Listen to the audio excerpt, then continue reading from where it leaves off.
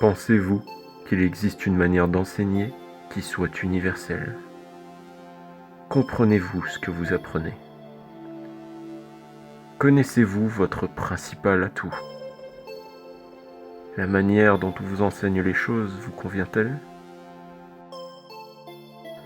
Êtes-vous intéressé par ce que vous apprenez?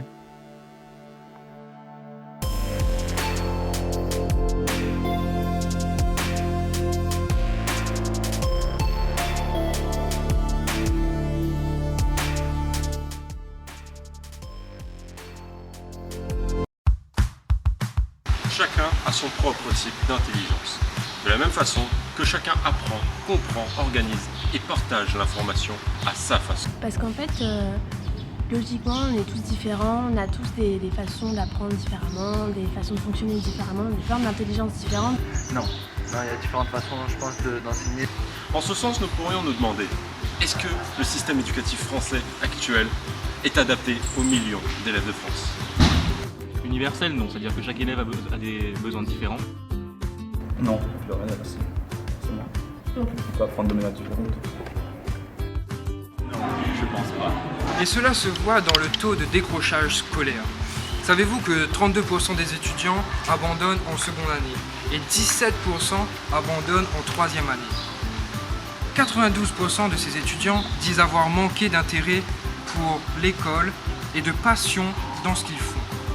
Moi, personnellement, je serais en art si jamais je faisais que ce que j'aime et j'aurais un salaire de merde, quoi, plus tard. Donc voilà. Quelque peu, ça dépend de la matière qui est enseignée. Les élèves ne voient souvent pas le rapport entre ce qu'ils apprennent à l'école et leur vie quotidienne et leur centre d'intérêt.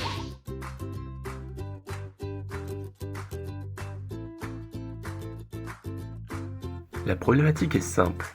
L'intérêt pour le savoir est en déclin. L'objectif est de faire découvrir à l'utilisateur des domaines qui ont de fortes chances de lui correspondre. Lui permettre un apprentissage libre et organisé spécifiquement pour sa façon de comprendre les choses. Lui apporter un accompagnement spécialisé dans ses démarches d'apprentissage.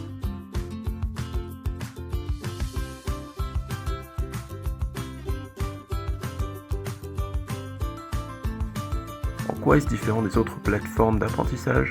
Seek est une plateforme d'apprentissage active qui vise à susciter l'intérêt pour le savoir et le développement des capacités proprement individuelles chez ses utilisateurs.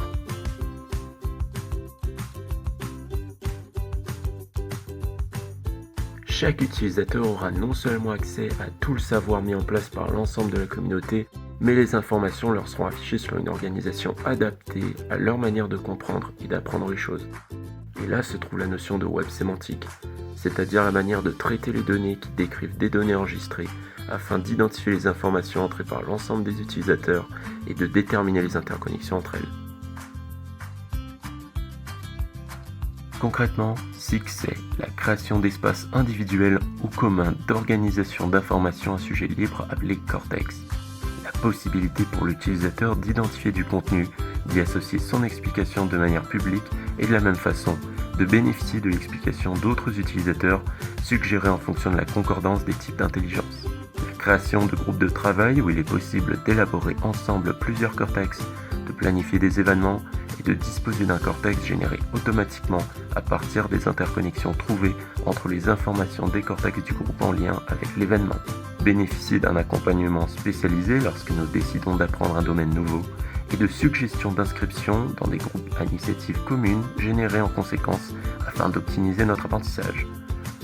Et enfin, avoir accès au cortex global qui regroupe toutes les informations de chaque cortex public mises en relation en fonction des interconnexions identifiées par thème et non par domaine, afin que l'utilisateur puisse s'initier à des domaines nouveaux sur des sujets qui le passionnent d'ores et déjà. Penses-tu être intelligent? Non, je pense pas être intelligent. Non. Non, je pense pas. C'est une question piège. Je pense pas, parce que qui peut dire qu'il est intelligent?